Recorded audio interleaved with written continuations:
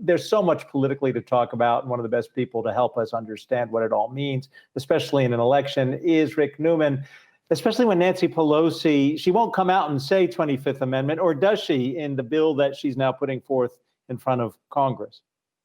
Well, I think, I don't know if she says 25th Amendment in it or not. I haven't read the bill, but I think I know exactly what she's doing. I think she's just trying to troll Trump. I mean, she knows how to get under Trump's skin, and she might even enjoy getting under Trump's skin. And I think that's exactly what's going on here. If there's any political purpose to it, it's just to keep Trump off balance in the last few weeks of the election. I mean, anybody who's watching should know there's no chance this bill she wants to pass regarding whether Trump is fit to be serving right now will ever become law. I mean, the Republican Senate won't even take it up. So it's purely symbolic. But look, Nancy Pelosi knows what she's doing, and what she's doing is perpetuating this conversation about whether Trump is too sick to be serving right now, what the contingency plans need to be, and obviously question his overall fitness for office as he runs against Joe Biden. Rick, is there anything that could come of this at all, or is it just a political play, part of the theater that's been going on, and really, as you said, kind of her way of just needling Trump publicly and, really getting under his skin that personally? It's total political theater, but yes, something could come of it. I mean, what Pelosi is trying to do is she wants to keep this idea in the slipstream of information that everybody's kind of floating around in right now. So the more headlines and Twitter posts and Facebook posts she can generate about, raising questions, is Trump fit to be president?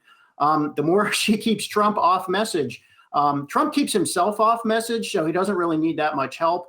But Pelosi is going to try to just keep him dancing all the way through November 3rd. Yeah, and there already was a documentary out called Unfit, which looked at President Trump's mental fitness to be president, but that even predated his latest illness. I also want to ask you about the Trump appearing in public, right? Because he's set to do an interview unmasked, and then there's talk about him resuming rallies because he got a doctor to give him the all clear, I guess. Trump gonna Trump.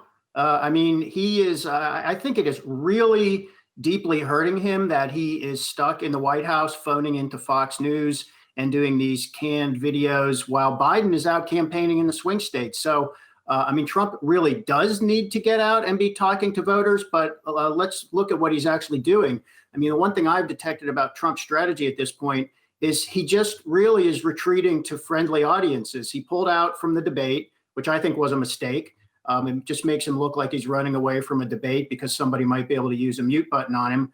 And now he's talking about, instead of having debate, he wants to have rallies. I think right about this point, he's actually on Rush Limbaugh's radio show co-hosting. I mean, that's just, he's preaching to the choir, obviously a conservative audience.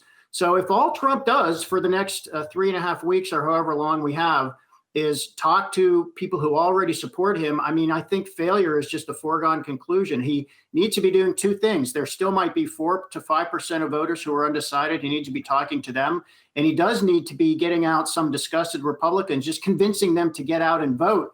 And if all he's doing is talking to people who are willing to show up at a rally and take the health risk that entails, he's just preaching the choir, and I don't think that's going to change anything. Hey investors, Zach Guzman here. Are you interested in learning more about the markets and getting the latest financial news? Well, then click right here to subscribe to our Yahoo Finance YouTube channel. Get the latest up-to-the-minute market analysis, big interviews in the world of finance, and information on how to manage your money every day wherever you are.